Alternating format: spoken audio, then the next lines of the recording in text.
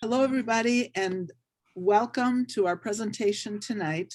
We're so happy that you are joining us. If you will look in your chat, we've already put in a couple of links for you. The first link that appears is a link to the agenda. So if you'd like to print that out, feel free to. And then the second one, you'll see forms in the Word there. And that is a contact form. And we would like you to give us your information if you're interested in continuing to learn more about this very important topic of the dangers of trains, the freight trains that are going through our communities. So I'm going to turn it back over to Gloria right now, who will make some introductions. Right. So since we have so many people, and welcome everyone, we're going to do the introductions in 4 breakout rooms. So you will be invited to join a breakout room in just a minute. And you'll be in there with 3 or 4 other people. We'd like you to share your name, where you are Zooming from, what do you know about bomb trains, and what do you hope to get out of this planning meeting? And we're up to 16, so there should be 4 people in each room. All right, you should get a link. Okay.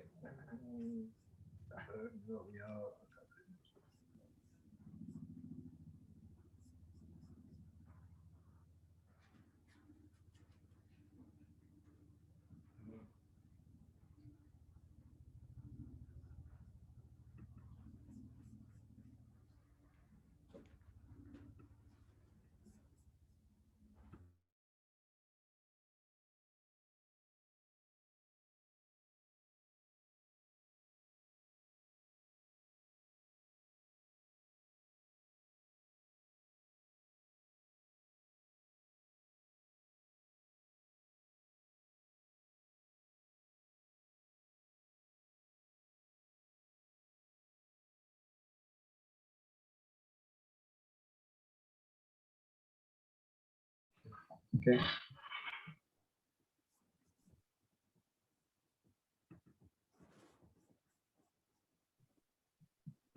Faut qu'attendre les autres, là.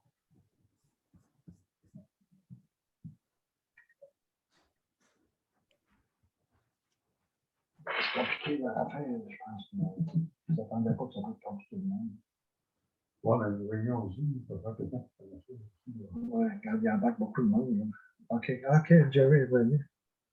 On va se ramasser. OK, ouais.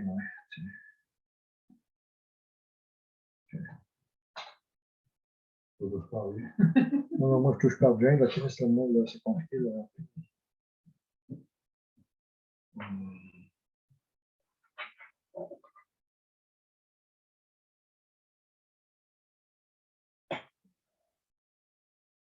Chuck Frank.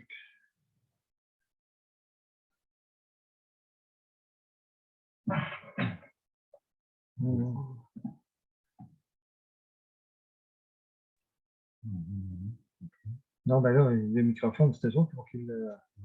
Les autres, ils attendent que tout le monde embarque, je pense. Right, I think everybody's back, Jerry. Yeah, my poll just, I'm sorry, I didn't realize I was muted. My poll disappeared. Are you able to launch it on your end? All right, I've got a button that says launch. Here we go. Thank you.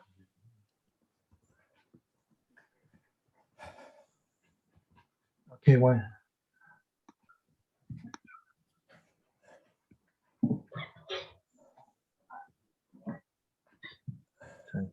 OK, ils veulent qu'on réponde là-dessus.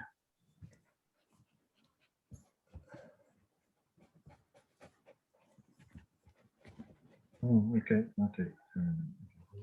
Now you to share the results? Parle de notre expérience, là. Oh, we're still voting.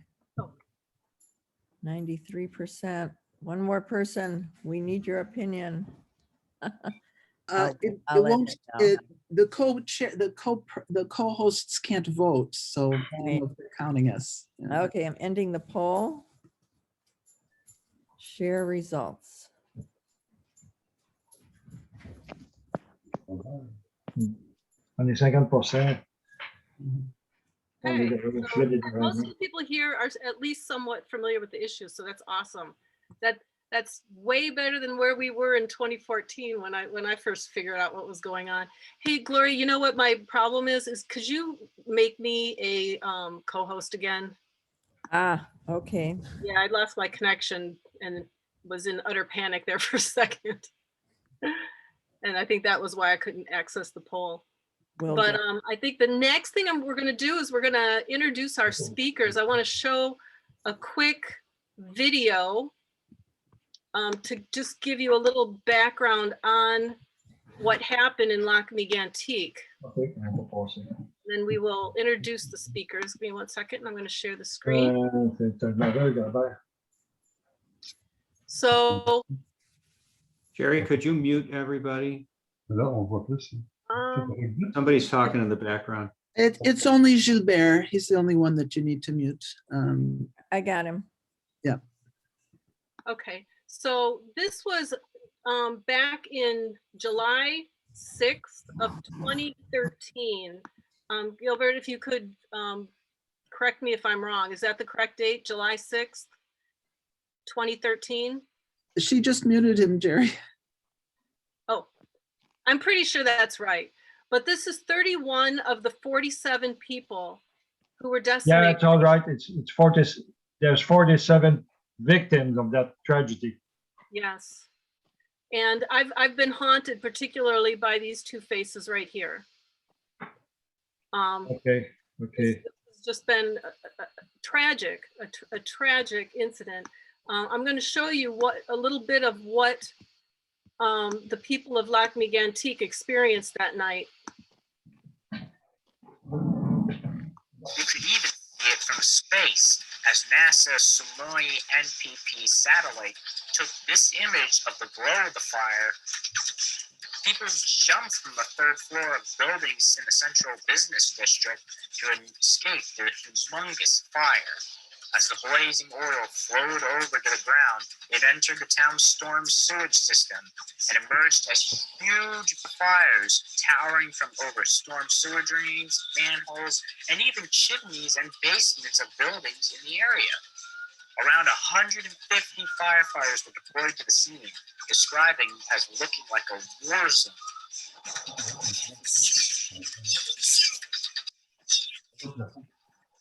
Mais non, ça va, je sais pas. So that was horrific. So I'm going to turn this over. We have, Okay. give me 1 second to Comment get que it tu- here. Okay, c'est bon. Parce que de toute façon, on ne voit pas. Jerry, where was that? So this was Lac Mégantic, Quebec, Canada. And Thank you. I'm going to introduce, I'm trying to find my notes again. I've got way too many windows open. We have Gilbert Carette. Yeah. Please forgive me if I'm not pronouncing your name very well. It's all right. It's like Carette or just like if you pronounce a Garrett with a G, but this is Carette with a C. Gilbert. Yeah. Robert Bellefleur. What do you want me to say to talk about? So if you could explain what,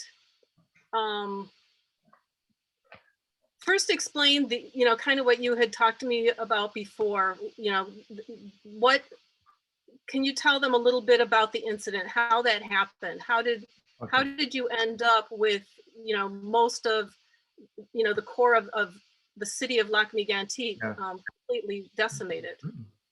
Well, briefly, I mean, how the accident happened, okay? Well, Tom Harding, the engineer, locomotive engineer, was operating alone a big convoy of about 72 Rock Road tankers, okay? Rock Road tankers that each one were weighing 130 tons. Those long black tankers, were traveling with crude oil, Imagine that they each one weighed 130 tons of crude oil. He was operating bad engines, you know, like MMA companies used to be, and the engines were smoking, you know. So he drove the convoy from Montreal. He was going to East Coast Atlantic, you know. So that is passing by Lake Mégantic, you know.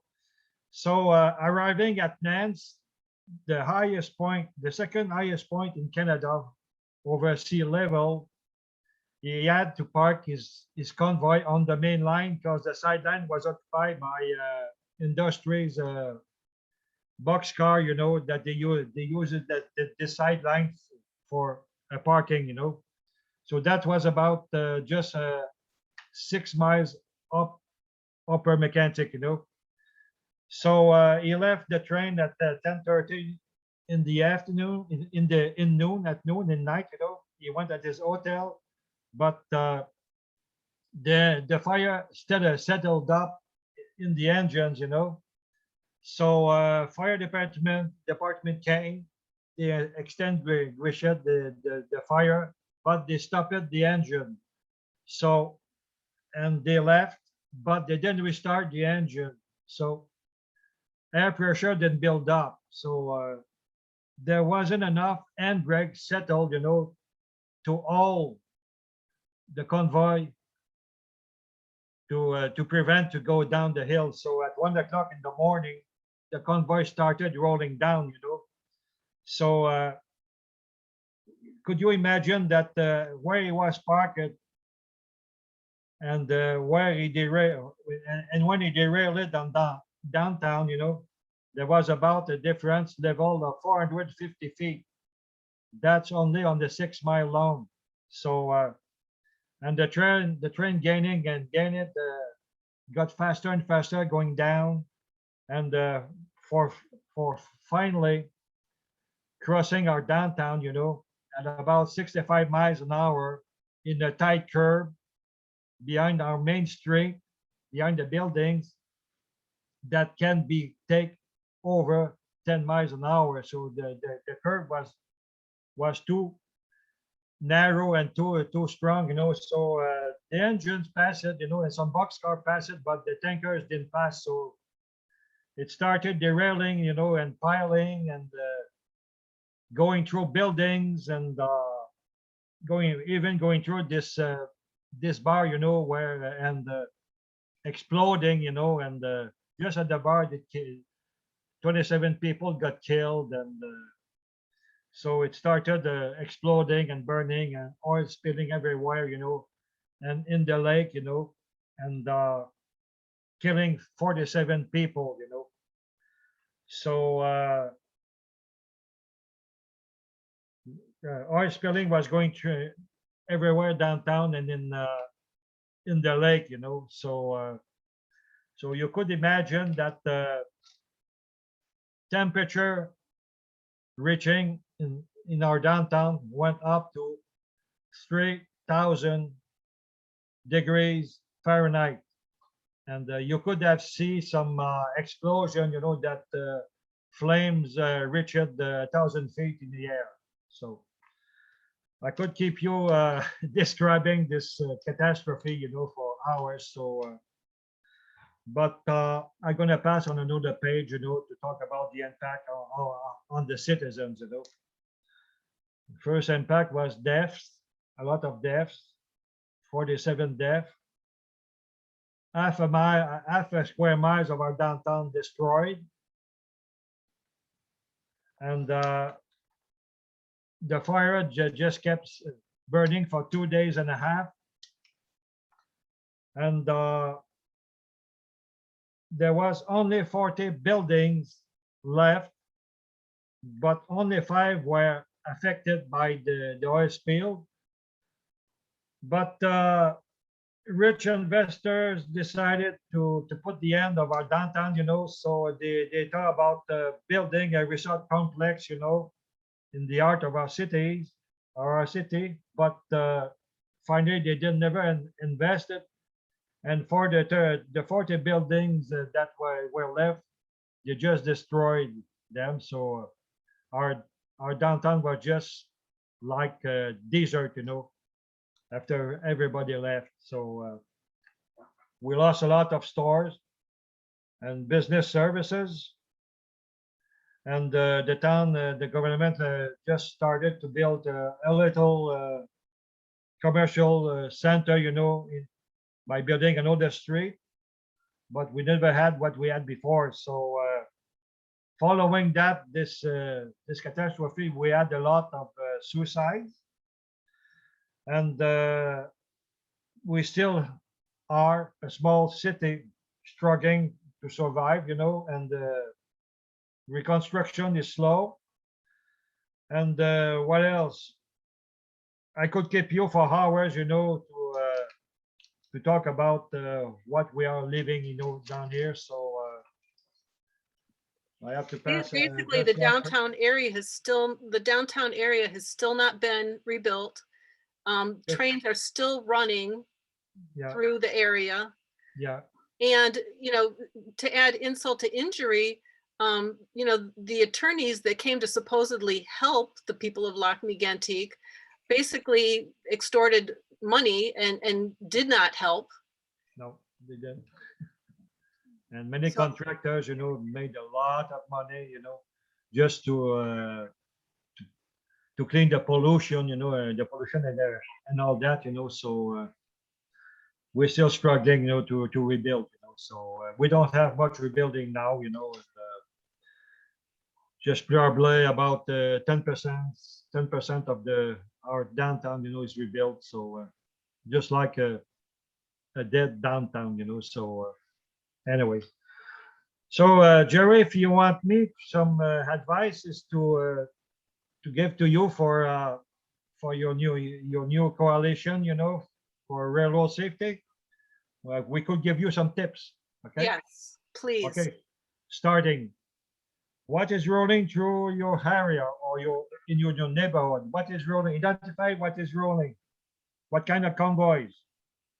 Crude oils, convoys, chemicals, petroleum products, and other goods. First, identify that. Then after, how many convoys are passing in a day or during a week, you know, and where they park, okay? And to check that, you could install cameras, you know, like hunting cameras, you know, that will do the job. And it will check the train speed, okay? Then after your group could check for the rail conditions, the bridges. Then after you find some bad condition of the rails or the structure, you should contact your safety departments and your town administration. And after with that, with all the tools you have and all the amount of information you got, just alert the public news network. It's very important. Get to tell the public about the condition, to alert the public. You have to bring the public news network, you know, to sensibilize the population. So mainly, you know, it's a kind of it's a big part, you know, for starting your coalition, you know, and we are open and available to help you and give you some advices. So we're naming our coalition after yours, La Coalition. Okay. I need to learn. You're going to Okay, have to help me. I tell you, you want me to tell it in French, and after that I transfer you in English. Okay, translate you. Okay. Yes, I was just going to ask you to La please coalition La Coalition. of la coalition des citoyens et organismes engagés pour la sécurité du rail. Okay, So I'm going to go with I La translate you Coalition. in English. Lake Mégantic Citizen Coalitions of Citizens engaged, excuse me, for railroad safety. That's right. That's it. That's a long name, but it explains everything of our group. Yes, and even today, every single day Bruce Campbell had told me every single day you are having to continue inspecting your own tracks. Yeah. We have cameras, installed by the in the woods, by the railroads, and we count all the convoys passing through during a day, and let me tell you that companies are not very in a hurry, to improve their rail conditions. Bad to say, but that's it. And they were supposed to reroute around Lac Mégantic, yes? Yeah, but our contour lane, is not started yet. You're supposed to build a contour lane, and it's not. They didn't start yet. It's not started. So this happened in 2013, and we are now in 2021, and They were supposed to start this spring, and we don't see if they're going to start in the next 2 years. We don't see. yeah, so We're just hoping. the rail And industry has not been a good neighbor. No, and that petrol convoys, when they go on the East Coast, on north of Maine or in New Brunswick or in Nova Scotia, the shortest way to go on East Coast is passing by Lake Mégantic, going through Montreal and going through Lake Mégantic, and they go on the East Coast. Yeah, so we'll see more and more convoys, rolling through Lake Mégantic. So While the citizens are still suffering from post-traumatic stress. Oh, there's some people are still suffering, and still there's also some suicides, following the catastrophe. People knowing somebody who got suicide because he suicided because he knew somebody who died in the catastrophe, in the accident. So it's a bad chain. It's a bad chain. Well, our hearts are with you. Well, the fact that you're starting a group, coalition, it's really warming our heart, and it's a kind of motivation for us, a great motivation. So you could be assured that we'll keep in contact with you, and just like as Bruce Campbell going to tell you, and I have a few other names, to transfer to you if you want. So we have some other friends in the around Washington and in New Jersey. So it's going to be some good contacts for you. Does So, anybody want to ask any questions? Yeah. Rosemary. Yes, Rosemary. Bonjour, Gilbert. There Hi. must be people who were burned but not killed. So you must have a lot of injured people in addition. Fortunately, let me tell you, fortunately, there were nobody hurt. It was just deaf people following the accident, They all burned. Some people that just died instant, really on the impact, and in the flames, but it happened really, really fast. And what about the lake? You said that that the cars went into the lake. So is the lake ruined? We're sitting by the lake. Lake Mégantic is by the lake. And let me tell you that you're talking about people dying. So let me tell you that some people, they were at the terrace around the bar, by the door. And when the accident happened, they saw tankers going through the bar because the rail was just passing about 75 feet or more, not more than 100 feet behind the buildings, on Main Street.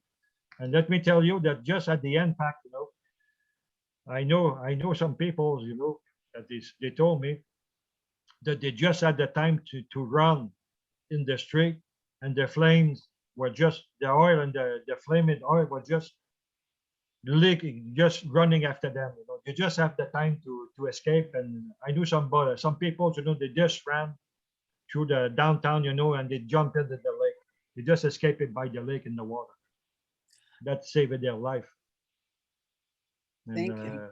I know some of the bodies, you know, they just died in the street or in the buildings, you know, in the buildings falling, you know. And about talking about the suicides, you know, there was a young firefighter, you know.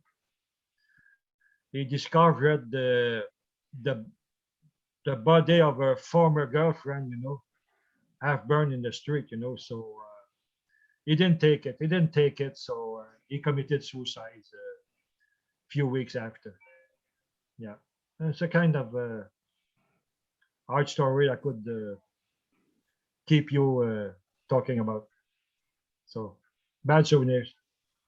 I know it's got to be very difficult to, I mean, how many times have you rehashed this? And it's like, I can't imagine.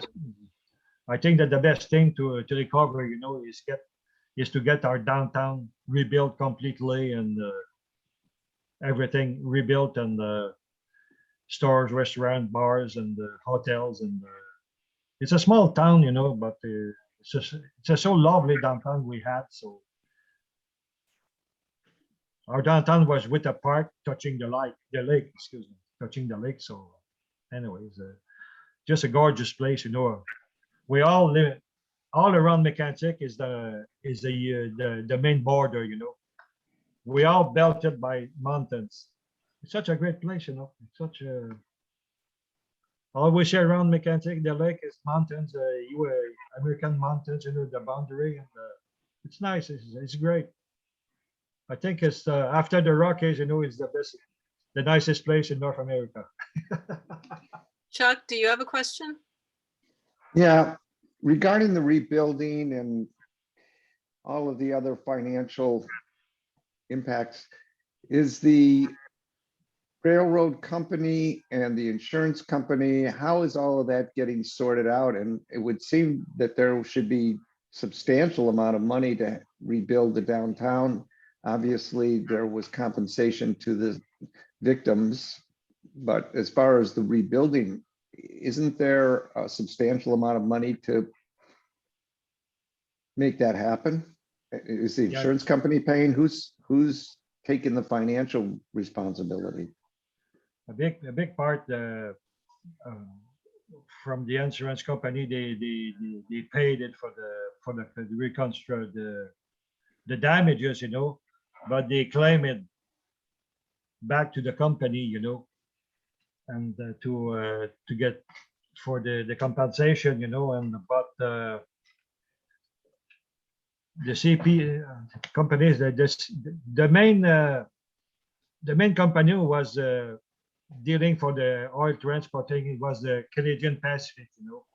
And they paid a few $100 million, you know, but still our government, you know, like the federal and the provincial government paid a lot of money to help people rebuilding, trying to rebuild the town, you know, and pay for the damages to the private, you know. So it will never be enough money to rebuild our downtown. There's another sue, you know, there's another action, you know, against Canadian Pacific, you know.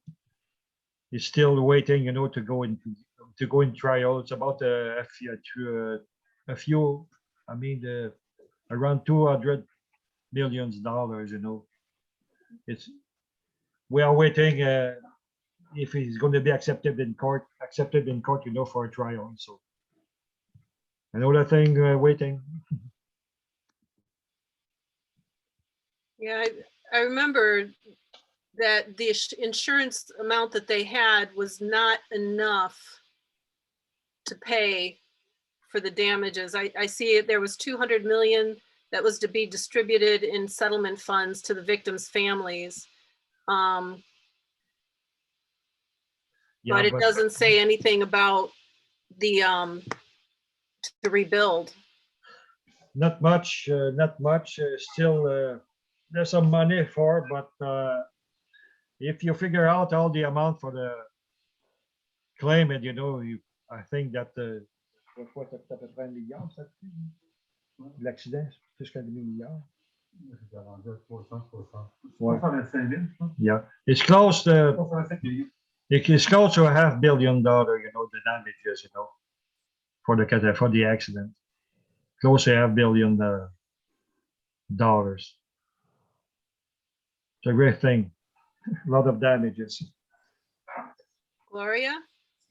And are they still running engineer-only crews? Do you know?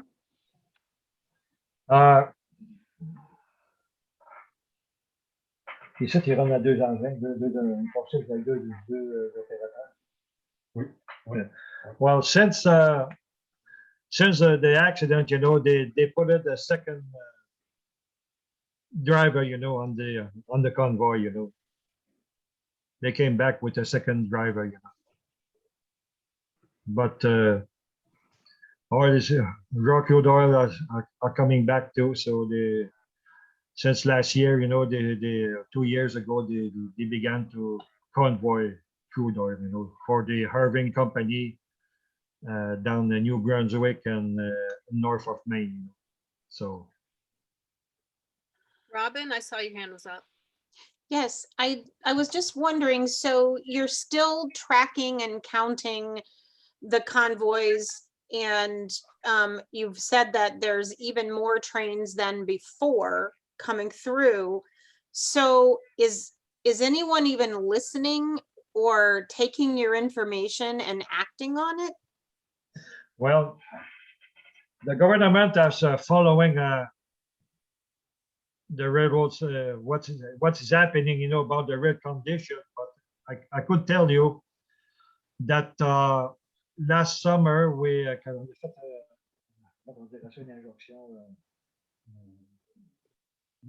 ouais, qu'est-ce qu'on a fait l'été passé? Like we launched in a kind of a warning, you know, to the company, you know, to repair the rails, you know.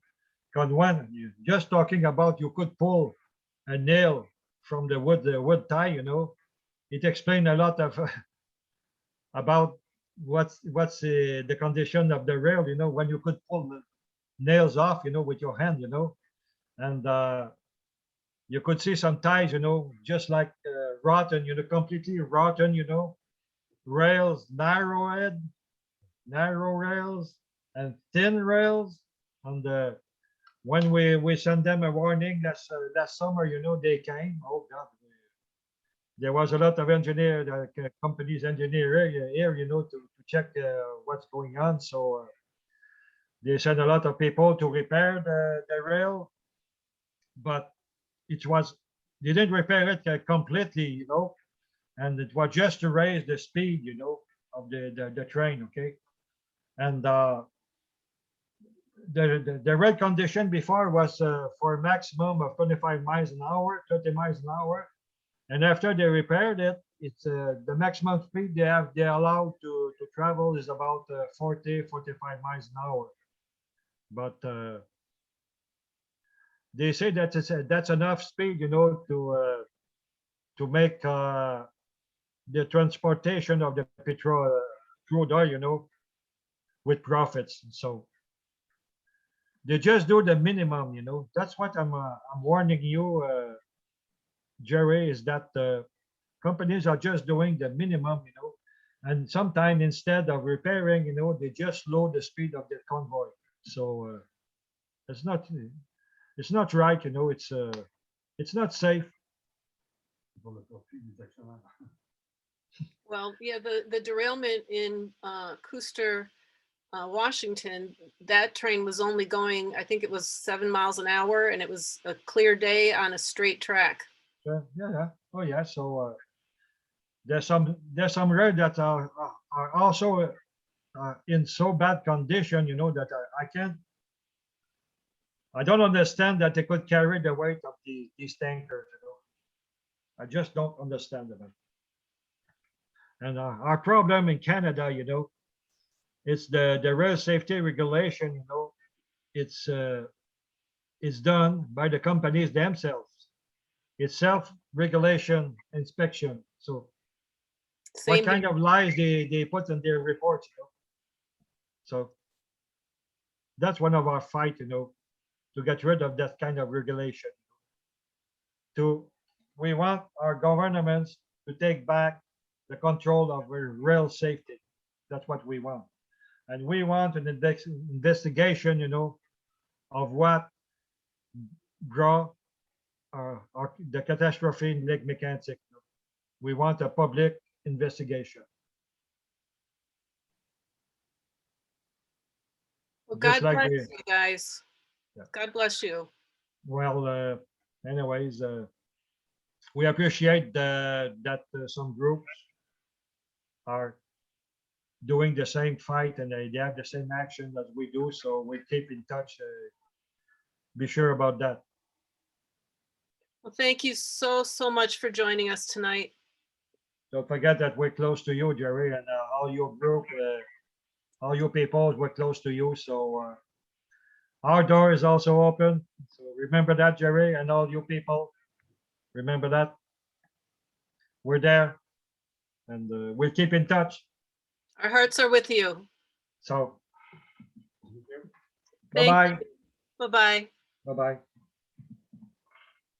See you later. Okay. So that is why it's so important. What we're trying to do is so important. Take a look at our Chuck's got his hand up. Can I ask a question? What Yeah. occurs to me, talking about being frightened, is not simply now the train that goes through a community, but I'm thinking about the south side of Chicago where all those rail lines come together. I mean, there's 30 lines right next to each other. You know, when you see those big rail yards, I would imagine that there are several of these bomb trains in the same, at some point, some of them there together. I mean, I don't know that we even know that. And that the risk of one of them starting on fire and spreading to the other ones seems like it would be exponentially worse than just this one single one. And God knows what other kinds of material items could be in some of the trains that maybe even aren't flammable, but are toxic.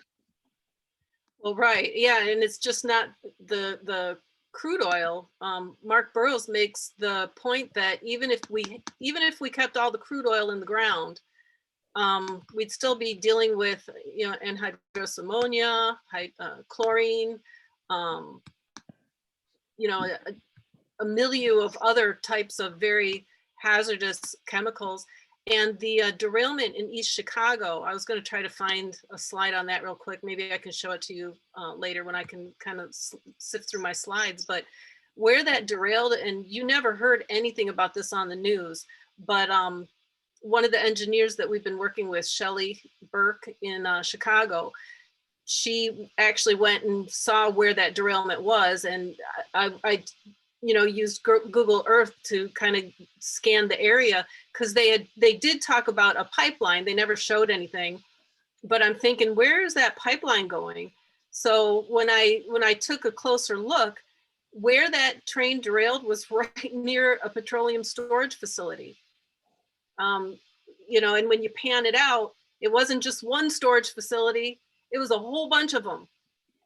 I mean, the potential of that derailment would have made Lac Mégantic look like peanuts. So, you know, we need to take a look at areas like that. And, you know, Rosemary had made a really good point, you know, about emergency preparedness.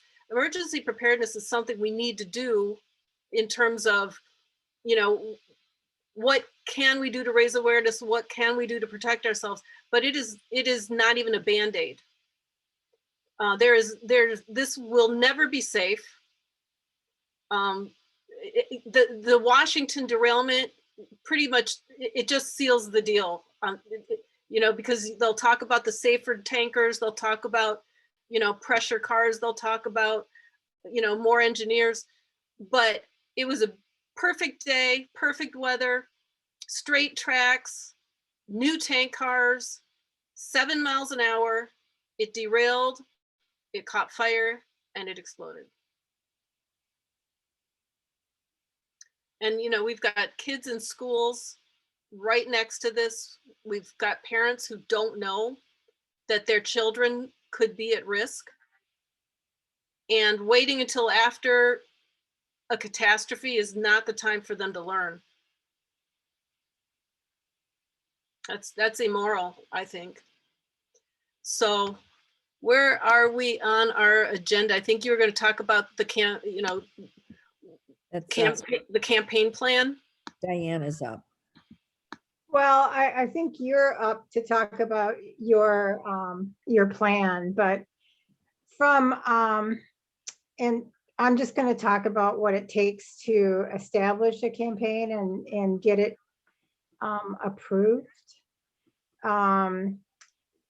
There's a host of things in the application that kind of outline what would be considered a good campaign. And that is if it's conceived in a positive, solution-oriented terms. You got me when you highlighted me. I was like, what happened? That we will make a significant difference in measurable real world outcomes. We can actively appeal to the membership and to the public, and we will help build chapter capacity and members and leaders. So we'll be adding people to our chapter, and has significant existing potential volunteer recruitment, organizing capacity, and activism. And above all, that it is organized with Sierra Club's mission and has significant potential to benefit Northern Illinois public health and environment. And when applicable to the proposed campaign topic, aligns with the National Sierra Club's priorities. And, once we've gotten through our research, which I know Jerry's done a ton of this already, she's been at this for a long time, but you've identified your what kind of problematic areas that we have. And we have some identified mitigation opportunities or risk mitigation opportunities. Then you build a project plan, and that gets approved, submitted to and approved by the conservation group first, and then second, it goes to the Woods and Wetlands Executive Committee for approval. And once that happens, you're able to use the Sierra Club name and resources in order to activate your campaign. So that's about nuts and bolts it. Is there any questions about that? Yeah, so that's just the process that we're going through. This is not an official campaign yet, Right.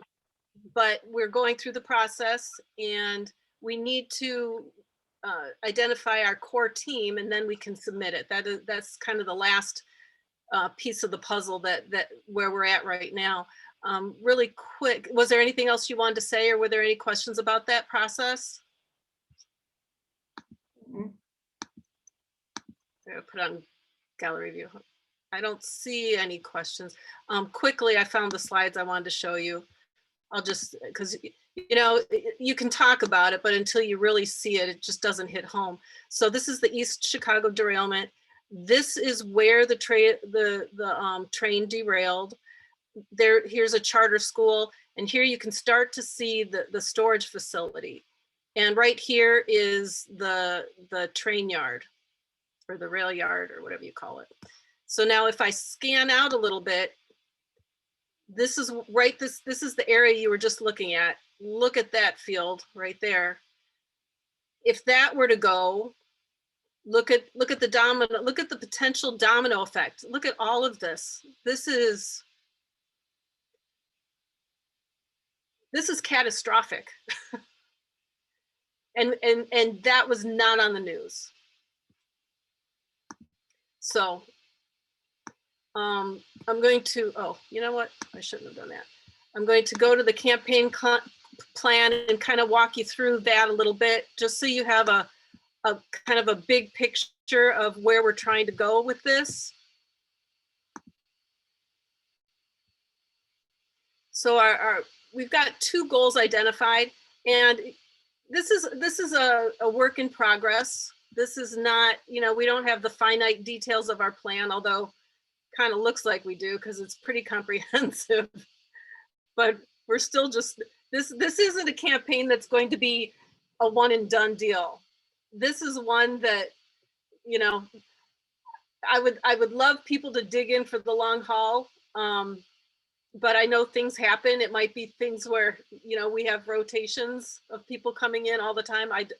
I'm in it for the long haul, and I'm hoping, you know, once you've seen the potential of what could happen and listen to the people who suffered through a worst case scenario, I'm hoping some others here will dig in with me.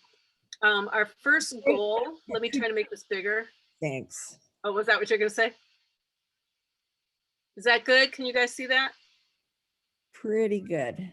So to mitigate and protect water, and please just stop me. I can't see everybody, so I don't know if anybody could, Rosemary or Gloria or Diane, if you could kind of watch for questions, feel free to stop me. I know we're kind of coming up on time, so I'm going to kind of go through this quickly. I'm not going to go through all of it. I'm going to give you an overview. What time does this usually go to? I think you'd want to end for sure by 8:30. Okay, Maybe yeah, we could, definitely can do that. All right, so goal 1, to mitigate and protect air, water, and land and communities in Lake and Northern Cook counties, and hopefully eventually we'll expand out from the negative impact of hazardous materials transported by rail. Goal 2, to protect children and staff at schools and other public facilities located within hazardous proximity to rail corridors where toxic and explosive materials are transported and stored. We are looking at a multi-pronged approach that involves local government, state government, and federal government. The 2 target areas that we're going to start with will be federal government trying to get high hazard flammable trains included in legislation that protects the public's right to know. And then from a local level, we're going to work with local emergency planning committees on emergency preparedness. And the third thing that we're going to focus on is raising public awareness, you know, kind of doing a little surveillance of the area, target the areas that are at risk, and looking for safety issues that we can use in social media campaigns and events. So local government, I'm not going to go through every little thing or we'll be here all night. But those of you who are interested in joining the core team, I can share this document with you so that you can go over it in a little more detail. There's all kinds of legislation that we're going to be looking at the federal level. This is the key legislation in terms of the public's right to know. It's the Emergency Planning and Community Right to Know Act, Title III. It's part of the Superfund Amendments and Reauthorization Act of 1986. It's also known as SARA. The third part of SARA is called Title I, the Emergency Planning and Community Right to Know Act. This legislation ensures the public's right to obtain information about toxic releases from facilities in their own communities. So here it talks about facilities. We want high hazard flammable trains to be included in this. As the public and its congressional representatives became more aware of the increasing use of hazardous materials and the corresponding increase in the number of accidents, pressure grew for better information at the local level. The single incident that triggered this legislation was in Bhopal, India, where there was a release of methyl, I can't pronounce that, isocanate. Rosemary, you're really good at pronouncing things. Maybe you can jump in here. See, I was typing a welcome to Dr. Laura. What do you want me to say here? Where are we? Hi, Dr. Laura. I saw some other names here that I saw. I saw Mark. Methyl isocyanate. Yes, thank you. Sure. Yes, So that sounds like cyanide in there. Yeah, it killed 1,700 people in India. Oh, in India. Oh, I remember that. In Bhopal, yeah. Yes. And currently there are 3 pieces of legislation that are in committee right now that they've been introduced that we need to pressure legislators to pass. There's 2 that call for a minimum size crew. And then, so this is the Senate, this is the House version. And then there's another one to reduce the vapor pressure, which reduces the volatility. But you can see there's a whole list of legislation and safety issues all the way down here. And it continues. And it's very extensive. So I'm not going to go through it all. But I want you to have an idea of how comprehensive this campaign will be. Now, and it's going to be a fight. The rail and the oil industries are very well funded. They can easily pay for political campaigns, and not all legislators are going to be cooperative. So it's going to be a fight. And that's why it's so important that we need to build our numbers, raise public awareness, hold events and rallies. So participation at any level, even if you don't want to be on the core team, can help make a difference. So, you know, I know everybody kind of has their own agendas, and trust me, you know, I'm extended myself, and I get it. But, you know, maybe over time, your commitments will grow. And I think that's really all. I think this is kind of what I already went through. These are our targets here. And I want to get down to different roles on the core team. This is the multi-pronged approach I was talking about. Local emergency preparedness, organizing and gaining legislator support, and monitoring, introducing and moving legislation. And so what I'm thinking is I'd like to try to find a co-lead so that we can kind of break this up into 2 components. And I kind of modeled this after our state and well, FEMA. I'm kind of going off of the FEMA model with planning and operations. So I was thinking, you know, we need like an operations issue expert mentor. That's kind of what I'm planning on doing.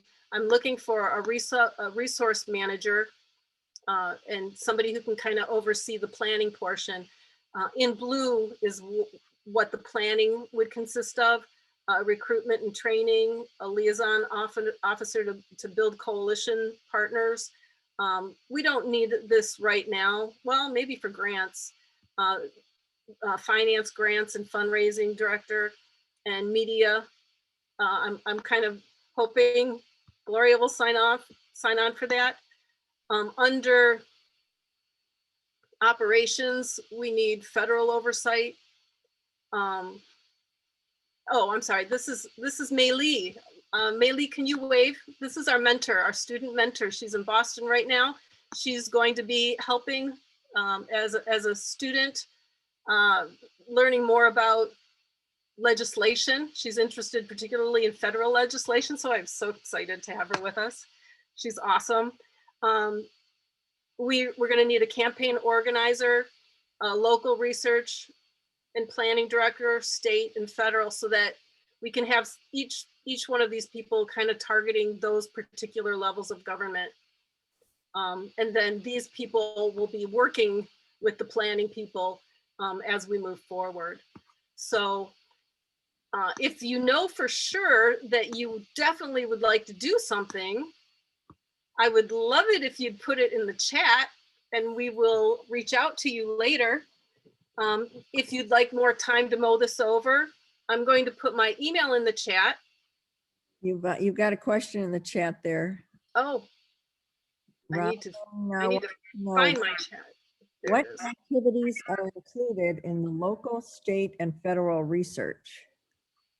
What kinds of activities? Yeah. Oh, we got all kinds of activities. Go to, Yeah, you'll train, right? Is that? huh? I said you will train, right? You'll train. Yeah, here we go. Well, so here's some tactics that we're thinking of. And again, this is initial planning. Petitions, events, house parties, fundraising, direct lobbying, earned media, op-eds, LTEs, social media campaign, mailers, text banking, canvassing, rallies in local Springfield and Washington. Perhaps I'd love to create a documentary, maintaining a blog, lobbying. We can also do I'm sorry, you're talking events.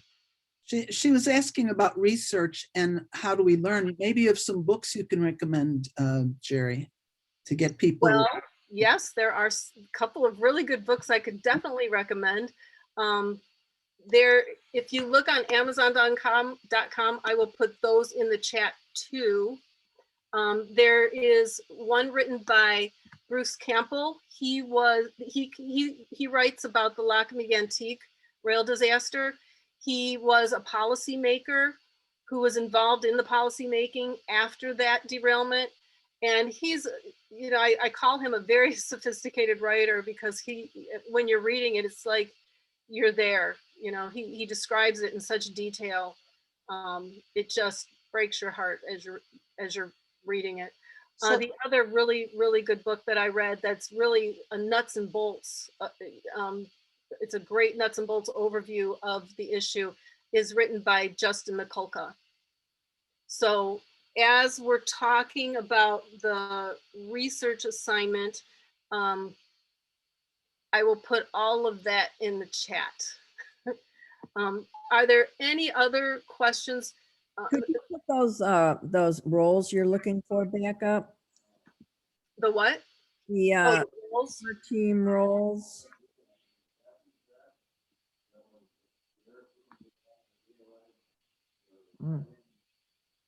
This is really slow. Give me 1 second to try to scroll back there.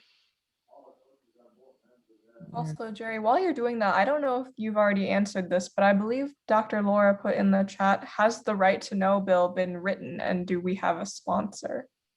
I don't think that was answered yet. Oh, well, the Right to Know Act has already passed. That's old legislation. What we need is an amendment on that legislation that includes high hazard flammable trains. So that's already existing and passed legislation, but it pertains specifically to facilities. And facilities are required to report to the local emergency planning committees what types of chemicals, what amounts of chemicals, worst case scenarios, emergency response plans have to be developed.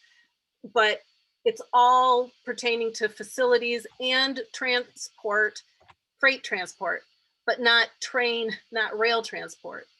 So we want that included in that legislation. Here are the roles. The green is operations, the blue is planning oriented. If anybody wanted to help me with media, I would be happy to have a team of 2 or 3 people to do social media and press releases and whatnot. Is anybody willing to sign up for that? I can train.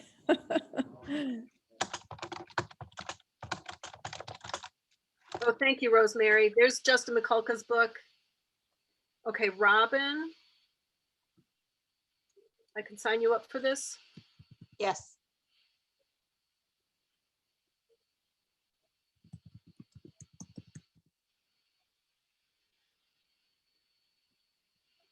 Anybody else like to do that?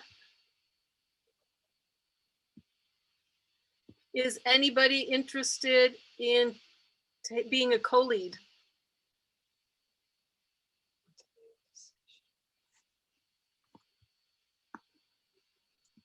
Yes, I understand that's a big role. Rosemary? You know what? I just agreed to be vice president on the state board of the League of Women Voters of Illinois.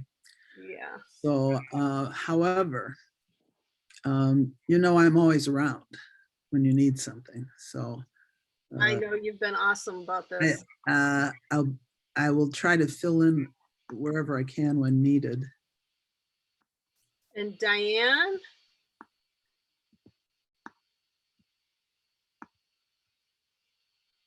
I think she might have left a bit earlier.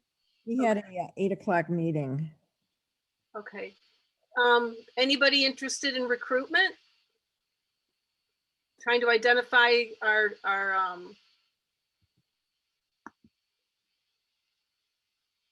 targets. I do have Are you recruiting team members or let me what? go to the document. I think one thing that's needed is educating and recruiting local officials, because I think local officials have a stronger voice to our congressmen and senators than individuals do, because they're, you know, just because. Yeah, this one is about recruiting and you know, new members. But I do believe I did have another one there. Mhm. Yeah, I saw it someplace. This one's building coalition partners, and that would include the people that you're talking about. That includes legislators, that includes other organizations. Right. Jerry, I could train for recruitment. I don't, you know, and I could help with recruitment, but I couldn't be the recruitment person.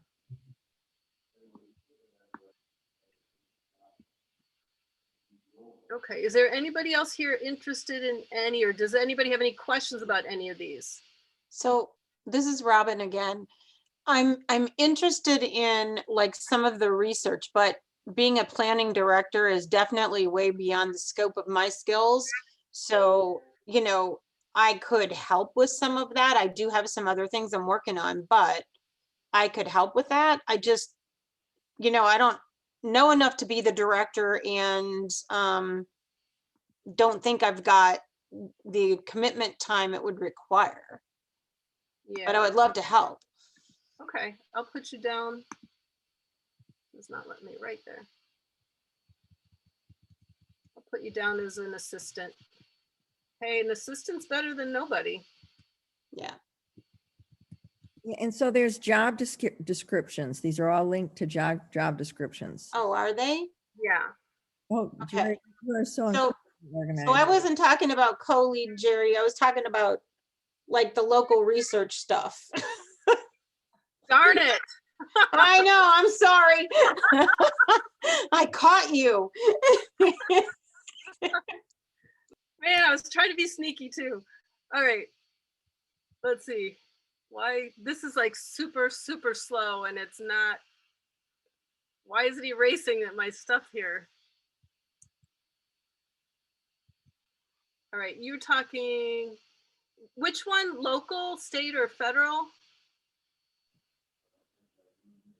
I think she wanted number 9, Number 9?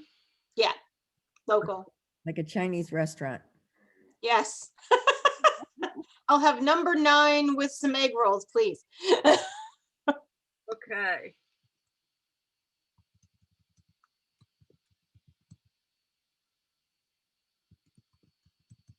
All right. Well, hey. Looks like I'm gonna have two hats.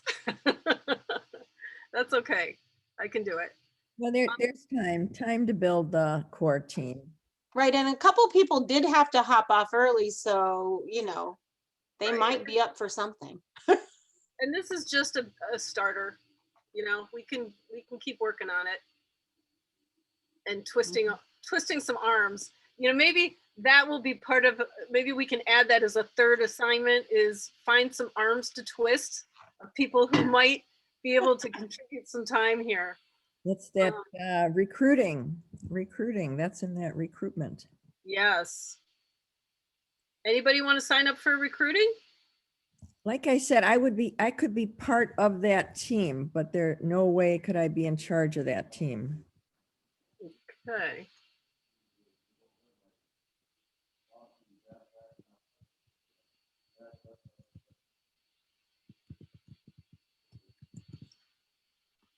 And then Jerry, I guess I'm the chat moderator at the moment, but Dr. Laura, I believe, had a question about if we're starting a listserv. And I think that would just be in general pretty useful if other people would want to join as well. But they were asking about that. We'll start if you signed up for this meeting, we'll be adding you to a Google listserv. And if you don't want to be on it, when you get your first email follow up from this meeting, just click unsubscribe and you'll be gone. But I think it'll be a great source for networking and yeah, keeping us all in touch. That was Okay. Well, I don't want to belabor this. recruitment and training specialist. I'm sorry, I missed the last part. I said, oh, that's my job, recruiting and training specialist. Yes. Going on a nice Google listserv. All right. Okay. All right. Well, I think we're done here. Hopefully you guys will continue kicking it around in your head and asking any questions that you might have. Even later on, maybe, keep us in mind, and even if it's like writing a letter to the editor, even if you're somebody that we can reach out to do some smaller types of things, let us know, because we're going to need all the help we can get. This is not little. It's a little overwhelming. I think we have a research assignment and planning the next meeting still on the agenda. Yes. So I'm going to turn that over to you. I'm going to stop share and then you can jump in there. We're asking everybody to do just a little research assignment for homework. And I'll bring it up on my screen here. So just to help build our information knowledge of where are these trains passing through. No, I got the wrong one. Research assignment, ta-da. So I put this link in the chat and we'll send you a follow-up email with a recording of this meeting if you want to share with friends, and a link to this research assignment. But take a look at where are the trains running near your home, and what are they running by? Are they running by schools? Are they running by high population areas? And you can record your stuff in this form and help us. What? I was just going to say, Gloria, so is there, how would we, I know, Jerry, at one point you showed a map of kind of our area, but how would we know exactly which lines are carrying this stuff? Or is it any freight line around us? If you see a railroad track, oil trains are on it. Okay. And if you, could you put that back on a second, Gloria? I just want to show you there's a website there that will help you. Like if you put in your address and then scan out. Right. So see where it says blast zone? Yes, I did that. But, I'm not sure how to expand it far enough, or just start putting in other zip codes. Um, I'll put Well- it in just for fun. Yeah, I put mine in and they don't show me in any of these zones. Now I can put in my son and daughter-in-law's address and they're like within a half a mile. yeah, So, you're lucky. well, there's probably some closer than I know, but there's none that I'm that close to. Yeah. These are the rail lines that could be kept Okay, in hazardous materials, and there are some short commuter lines, like the one that runs out here to Fox Lake that would not ever have a sure. hazardous commodity, but here they're all right here for you to look at. Yeah. This is excellent, Jerry. Yeah. Yeah, so we're trying to collect, you can see in that form, you can upload photos. We're just trying to collect some evidence that we can use in social media campaigns, and to try to raise some public awareness, because that's a big part of our recruiting is going to come out of that. And then do you want to talk about the second form? I will, but I would like to ask you about that. So back here, go to the other tab. And I know that that gentleman from Canada was talking about inspecting the rails. I are we qualified to do this? No. Mm-mm. Okay. No, but there's going to be some things that may be obvious. I'm just kind of interested. What I mean, if somebody takes a picture of something like, I don't think we're going to see anything as bad. Like if you scroll up a little bit, I don't think we're going to see anything like that around here. I pray. I would identify that. I could see that with. If you scroll down a little bit more, we may see something like that. Oh, okay. So if we can identify areas where, maybe the bolts are out, maybe So here's the railroad terminology, folks. This is called ballast. Thank you. The wooden thing is called a railroad tie. The metal thing is called a rail, and the nails are called spikes. Right. I can label this for everyone. But yeah, those would all be things. And sometimes if there's a lot of rain, you can have a ballast washout underneath the track. A split rail, of course, you'd be able to see what that looks like. Yeah, if you Google defective rail tracks, see, and now here's another one. If you see any bridges, this is one that I saw with Dr. Wow. Do you see how it's just falling apart? Yeah. So this one I saw with Dr. Chamberlain with Shy Oil by Rail. She led an amazing, in fact, are you still doing that? Is she still online with us? Dr. Laura? Yeah, she's still online. Dr. Laura, are you still running those? Those were wonderful.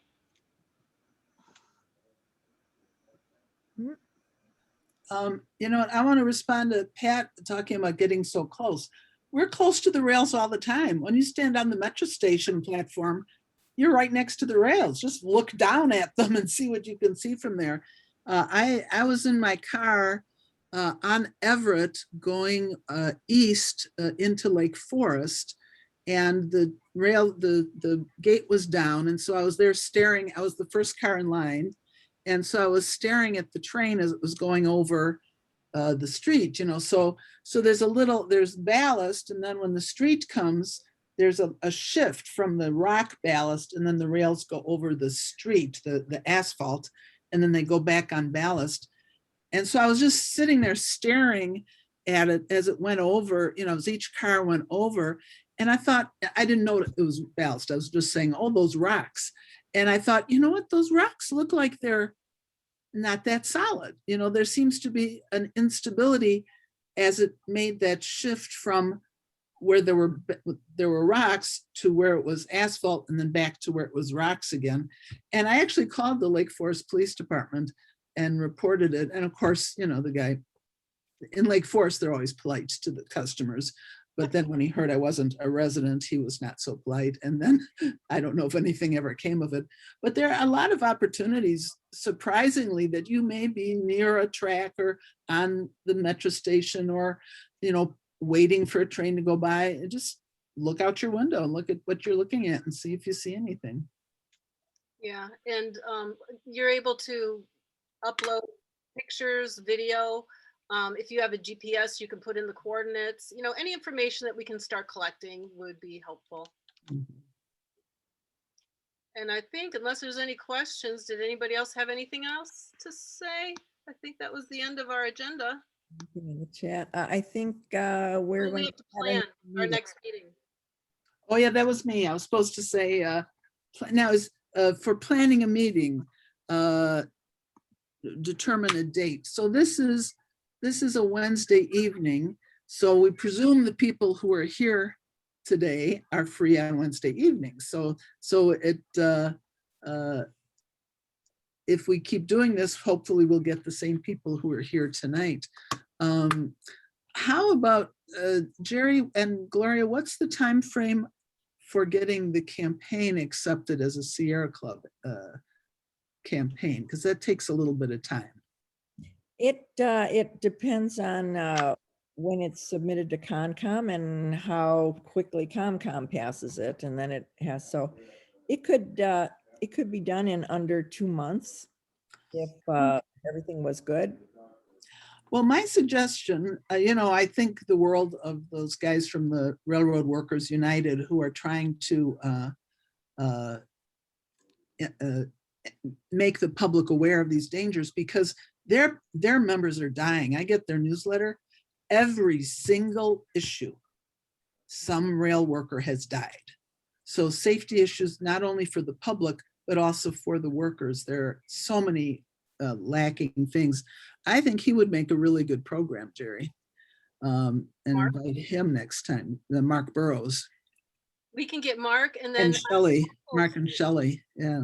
And I'd also spoke with somebody on from the Lake County Emergency Management yeah. Agency. That would be good He too. can't make a Wednesday. He Oh, has okay. meetings on Wednesdays, but he said he'd be more than happy to come and talk and explain what they do. Okay, yeah, Robin, ComCom is the third Wednesday. So here we are, this is the first Wednesday. I would suggest that the plastics team with the Sierra Club, they meet on the first Tuesday. So Mhm. for people who are trying to do both, this would be pretty rough to be the first Tuesday plastic, first Wednesday. Right. Maybe. Water team is the second Wednesday. Okay. ComCom is the third Wednesday. How about a Thursday? How about a Thursday? How's everybody here? There's a lot of water stuff always on Thursdays. The Illinois water team, the Squaw water team. Okay, how about, let's go look at Tuesdays. How are Tuesdays? Tuesdays are not great for me. It depends on which one, because I'm going to have meetings at College of Lake County, and I've got our union meetings too on Tuesday. How about the fourth Wednesday? As long, you know, maybe Wednesday is Sierra night. Fourth Wednesday is the clean air team. Oh, it's the clean air team. Okay, well, it is Sierra night. This is the night, the first Wednesday. You know what? Maybe, is that one of the questions? Maybe that should be one of the questions on the contact form. Or once you get the list, you know, send out a doodle poll and see what works for people. The doodle poll to as part of the follow-up mailing. As part of the follow-up, yeah. That would And be. then see what works out, what is good for people, you know, in general. Can you do a doodle poll with just like days of the month instead of specific days? And if not, you could just do a hand, you can do a hand poll, you know. There's also the site When to Meet, which does have more general guidelines for just days as opposed to days of the month. Yeah, okay, good. Is that When to meet. Thanks, when Nate. to meet? Is that different than doodle? That's the similar idea? Oh, Ah. there it is, when to meet. Pretty similar. It looks different, but it's Uh-huh. similar. I use that more because of Ah, the specificity. Here's our first job for our mentee. She can do the when to meet poll. Yes. There we go. Maybe if you're willing, maybe, and you could circulate, first with, some of the core team and get their dates, and then you'd have enough to do a when to meet poll. All right, cool. All right. Well, are we done, Jerry? I think. Very fantastic job getting Gilbert. That it was so interesting. It just heartrending. Yes. That, yes, I agree. What a story to hear. How wonderful, Jerry, to get that guest speaker. Wow. We had some outstanding speakers on this topic. Yeah. I need to send him something. I got to figure out, I got to get his address. Mhm. Send him something. I don't know what, but Well, Jerry, thank you for taking the lead, and Gloria for helping her out with this. That's really a big job. So I thank you. Recording here.